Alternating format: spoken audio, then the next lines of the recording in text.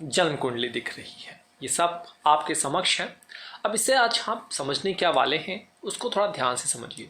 देखिए, इस कुंडली में आप देख रहे हैं कि ये सारे घर खाली हैं। तो डेफिनेटली आज का जो टॉपिक होगा, क्योंकि इससे पहले मैं वीडियो बता चुका हूँ कि कुंडली कैसे देखी जाती है, कौन सा घर किसको रिप्रेजेंट करता है, तो आज कई सारे जातक जातिकाएं पूछते हैं हमारी कुंडली में घर जो हैं, हाउसेस जो हैं, वो एम्प्टी हैं और कोई भी प्लैनेट उस पर नहीं प्रेजेंट है। कोई प्लैनेट नहीं प्रेजेंट का मतलब कोई भी दृष्टि भी नहीं पड़ रही है।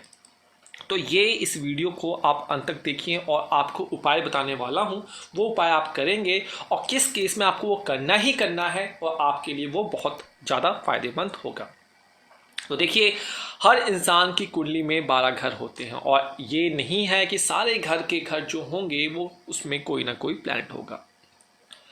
तो जिन घर में कोई प्लैनेट नहीं होता है उसे हम सुप्त घर कहते हैं, उसे हम सोया हुआ घर कहते हैं, उसे हम आइडियल घर कहते हैं। मतलब वो घर से रिलेटेड आपको मेहनत जो है 100 से ज़्यादा करनी पड़ेगी, ये आप मान के चलिए।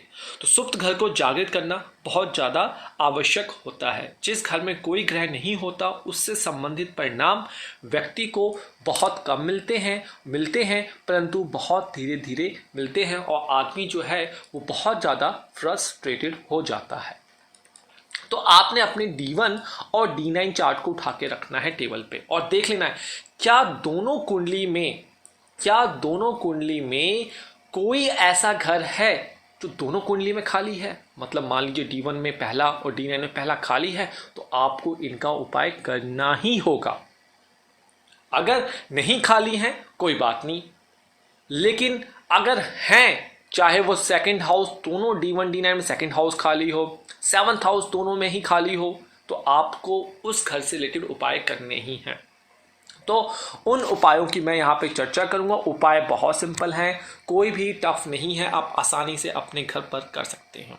तो देखिए, मैं उपाय बता रहा हूँ पहले घर से रिलेटेड। इस घर से रिलेटेड अगर पहला घर आपकी कुंडली का खाली है और इसमें कोई प्लैनेट नहीं है और ये D9 में भी खाली है, तो काल पुरुष की कुंडली में मंगल को ये घर रिप्रेजेंट करता है। मंगलवार को आप व्रत करें और हनुमान चालीसा और हनुमान बीज मंत्र का आप जाप कर सकते हैं।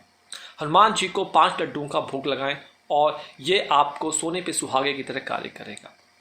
दूसरा घर कुंडली में खाली है, तो इस कुंडली के लिए आपको चंद्रमा से रिलेटेड कार्य करना चाहिए। आपको यहाँ पे भोलेनाथ की पूजा करनी चाहिए, ओम नमः शिवाय का जाप जरूर करना चाहिए सोमवार के दिन। अगर कुंडली में तीसरा घर खाली है तो ये बुध को रिप्रेजेंट करता है, तो आपको बुध का उपाय करना चाहिए। बुधवार के दिन आपको हरे कपड़े पहनने चाहिए और बुधवार के दिन गाय को आपको हरा चारा देना चाहिए। चतुर्थ भाव जो होता है ये भी आपका चंद्रमा को रिप्रेजेंट करता है, तो आपको सोमवार को साबूदाने की खीर का प्रसाद वितरित करना चाहिए और शिवलिंग पे जल चढ़ाना चाहिए।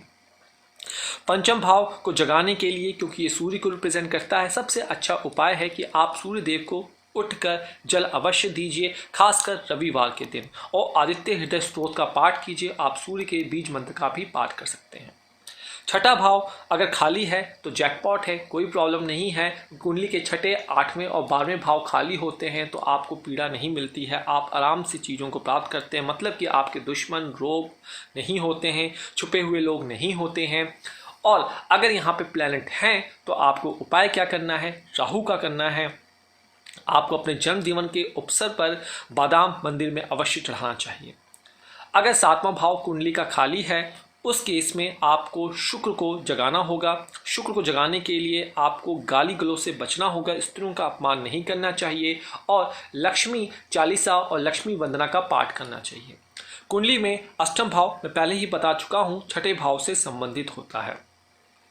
उसके बाद अष्टम भाव के लिए भी आप यहाँ पे चंद्रमा का उपाय कर सकते हैं, जो कि आप दूसरे और चौथे भाव में करते आए हैं। आइए, कुंडली का 9वां भाव जो होता है गुरु को रिप्रेजेंट करता है। पीले वस्त्र आपको बृहस्पतिवार के दिन अवश्य धारण करना चाहिए और पीपल के पेड़ पर आपको जल अवश्य चढ़ाना चाहिए। केसर का तिलक भी आपको लगाना चाहिए। 10वां भाव शनि का भाव होता है, खाली है, कोई नहीं है। शनिदेव का उपाय करना चाहिए, दीपदान करना चाहिए। शनिवार के दिन अपने घर पर हो सके तो दिया अवश्य जलाएं अपने हाथ से, और अगर जा सके मंदिर तो वो भी आप में शुभ और सुहागा होगा। 11वां भाव कार्य आपका खाली है तो गुरु को कारकत्व होता है, गुरु को प्रसन्न करना आवश्यक है। तो गुरुवार को व्रत करें, गाय को केला खिलाएं और गुरुवार को चंदन का तिलक लगाएं, सोने पे सुहागा की तरह कार्य करेगा।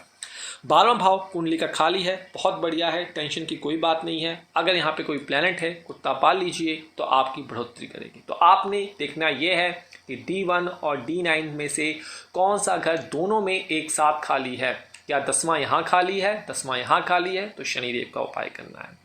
चौथा यहाँ खाली है, चौथा यहाँ करनी है, चंद्रमा देव की ब्लेसिंग्स लेनी है। 5वां यहाँ खाली है, 5वां यहाँ भी खाली है तो आपको यहाँ पे आपको सूर्यदेव की ब्लेसिंग्स लेनी है, संतान सुख अच्छी मिलेगी।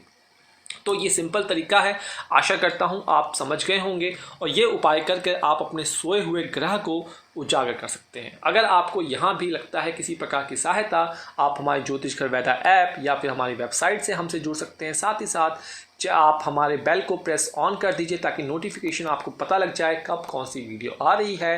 ट्विटर, फेसबुक, इंस्टाग्राम पे जुड़िए, हर 15 से 25 दिन पे आपको फ्री में जवाब दिए जाते हैं। कंडीशन यही है कि आपको अपने चार्ट वहाँ पे शेयर करने होंगे। तो नमस्कार, जय माता दी।